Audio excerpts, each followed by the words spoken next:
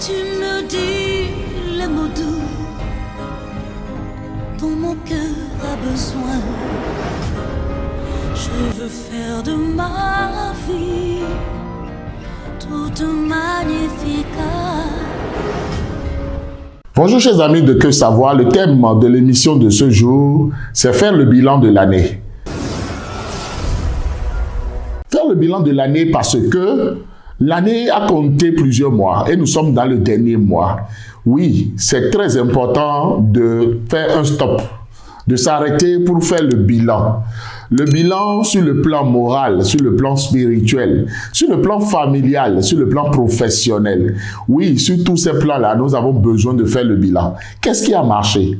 Pourquoi est-ce que ça a marché? Qu'est-ce qui n'a pas marché? Et quels sont les problèmes? Pourquoi est-ce que ça n'a pas marché? Il est temps maintenant de faire la part des choses pour pouvoir continuer alors tout ce qui a bien marché et donner plus de valeur à ce qui a marché, tout en réglant alors les problèmes, tout en enlevant alors les situations qui ne nous permettent pas d'aller de l'avant. Oui, nous sommes sur terre pour faire le bonheur des uns et des autres, pour faire le bonheur de notre famille, pour faire le bonheur alors de nos proches, de nos voisins, de nos collègues, de nos frères et sœurs dans le Seigneur. Oui, quel bilan faisons-nous de notre vie en quelques mois? Pendant toute cette année, où est-ce que Dieu nous a amenés? Est-ce que pendant toute l'année, nous n'avons pensé qu'à nous seuls? Ou bien nous avons aussi pensé aux autres? Est-ce que nous avons été généreux pendant toute l'année? Est-ce que tout en priant pour nos biens, pour nos projets, pour notre vie, pour notre famille, est-ce que nous nous sommes rappelés de d'autres personnes qui sont dans des difficultés? Est-ce que nous avons intercédé pour ces personnes? Qu'est-ce que nous avons donné à quelqu'un pour donner de la joie autour de nous? Est-ce que nous avons porté la bonne nouvelle de Jésus-Christ à d'autres personnes pour que ces personnes-là viennent dans la bergerie de Dieu, qu'ils soient libérés de l'esclavage de Satan?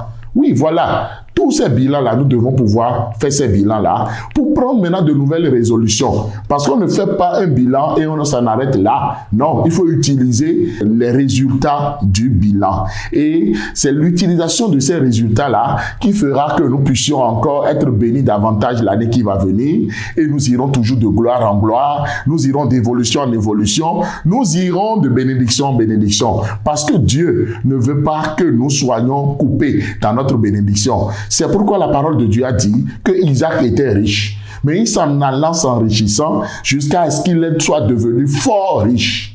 Mais lorsqu'il est arrivé et qu'il soit fort riche, Dieu a continué toujours par le bénir.